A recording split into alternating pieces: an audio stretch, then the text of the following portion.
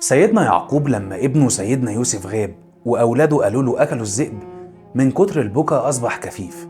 المهم ما كانش بيبطل دعاء، لدرجة إن الناس بدأت تستهزأ بسيدنا يعقوب، وبدأوا يقولوا له أمجنون أنت أم تدعي الجنون؟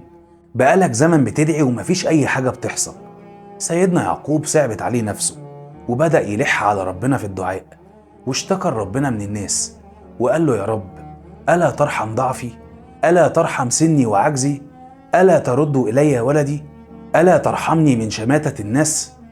سيدنا يعقوب لما نام في نفس الليلة جاله منادي من قبل الله بإن ربنا بيكلمه في الحلم وبيقول له: يا يعقوب، وعزتي وجلالي وارتفاعي على خلقي، لو كان يوسف ميتا لأحييته لدعائك.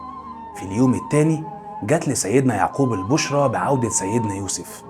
اوعى تبطل تدعي، لأن إلحاحك على ربنا في الدعاء ملهوش غير رد واحد: فاستجبنا له. بس كده. كان معاكم مصطفى ديشة، واستنوني في فيديو جديد.